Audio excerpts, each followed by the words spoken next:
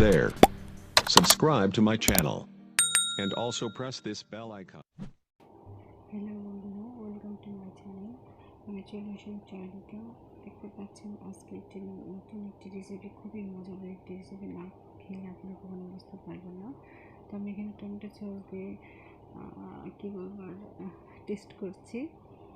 তো খুবই মজাদার একটি রেসিপিটা আসলে কী দিয়ে তৈরি করেছি, ফুল রেসিপিটা আপনাদেরকে দেখতে হবে পুরো ভিডিওটা। তো চলুন আপনারা দেখে নিন আমি এটা কী দিয়ে তৈরি করেছি আজকের রেসিপিটা। কাঁঠালের বিচি এবং পটল। আমরা কাঁঠালের বিচি খাই এবং পটলও খাই, তবে আজকের রেসিপিটা একটু অন্যরকম। আমি কাঁঠালের বিচি এবং গুলো সিদ্ধ করে নেব, আর পটলগুলো ঠিক এইভাবে কেটে নিয়েছি দুভাগ করে খোসা ছাড়িয়ে। আর এবার আমি পটলের ভেতরে যে বিচিগুলো থাকে এই বিচিগুলো বের করে নেব একটি চামচের সাহায্যে, ঠিক এভাবে। তো দেখিয়ে দিচ্ছি আমি কিভাবে বিচিগুলো বের করে নিয়েছি। খুবই মজাদার একটি বিকেলের নাস্তা হিসেবে আপনারা বেছে নিতে পারেন এই খাবারটি, এবং বাসায় গেস্ট আসলেও আপনারা করে দিতে পারেন খুব সহজে। তো আমি বিচিটা ঠিক এইভাবে 4-5টা ঘুরিয়ে নিয়ে এরপর ভেতর থেকে আবার একটু আগলা করে দিয়ে টান দেবো এবং বের হয়ে আসবে। ভেতরকার যে বিচির অংশটা ছিল একদম বের হয়ে আসবে। আর এইভাবে আস্তে আস্তে করে বের করে দিতে পারবেন। দেখতে পাচ্ছেন কত সুন্দর একটা ভিতরের বিচির একটা আস্তরণ ছিল, এটা বের হয়ে গেল। তো আমি এইভাবে সবগুলো পটলের বিচিগুলো বের করে নেব এবং মুখটা একদম খালি করে দেব। আর এই পটলের এই মুখটা একদম খালি থাকবে না, এই খালিটা আমরা পূরণ করবো কী দিয়ে সেটা দেখি এখন। আমি এখানে কী কী নিয়েছি দেখে নিন। কাঁঠালের বিচিগুলো আমি সিদ্ধ করে পাটায় পিষে নিয়েছি।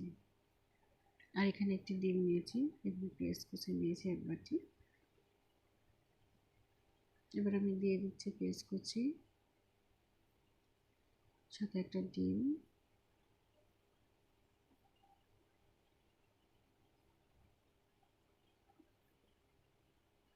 আদা বাটা দিচ্ছি 1 চা চামচ,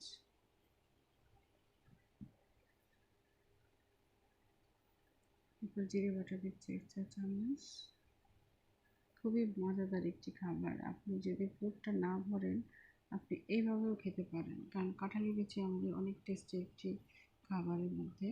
এবার আমি স্বাদমতো নুন দিয়ে দিচ্ছি।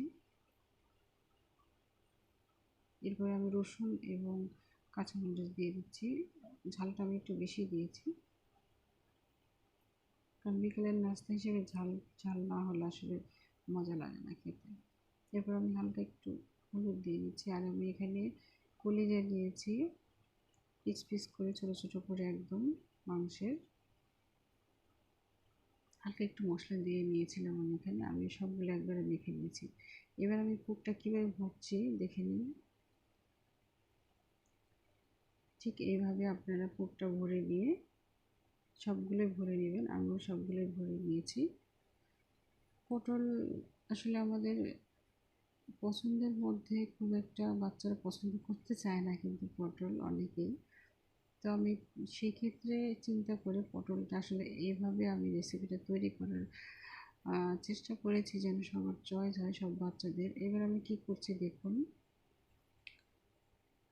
অন্য একটি বাটিতে আমি 2 চামচ বেসন, 2 চামচ ময়দা এবং পরিমাণ মতো লবণ, সয়া সস 1 চা চামচ সবগুলো মিলিয়ে একবারে গুলিয়ে নেব, এবং 2 চা চামচ পরবর্তীতে আমি বেকিং পাউডার দিয়েছি। হালকা একটা প্যাক তৈরি করছি, এবং আমি যে পুরটা বসিয়েছি পটলের ভিতর সেই পুরটা আমি কীভাবে ডুবিয়ে নিচ্ছি দেখুন। ঠিক এইভাবে আস্তে আস্তে ঘুরিয়ে চুলোতে আমি এবার চলে যাব ভাজতে। তো এইভাবে আমি সবগুলো একটু একটু করে ভেজে নেব। আমি এখানে 3 রকম করে ভেজে নিয়েছি, আপনারা দেখতে পারবেন একটু পরেই। যেভাবে খুশি আপনারা সেভাবেই খেতে পারেন বা পরিবেশন করতে পারেন আপনাদের বাসায় কোনো গেস্ট আসলে। তো আমার ভাজা প্রায় শেষ হয়ে গেছে মোটামুটি, দেখা যাচ্ছে এখানে। আমি এখানে এইভাবে একটা করেছি পুরো পুর ভরে, আর পরবর্তীতে একটা করছি শুধু মুখটা ভরে, আর একটা করেছি আমি পটল চাল। Hey there. Subscribe to my channel. And also press this bell icon.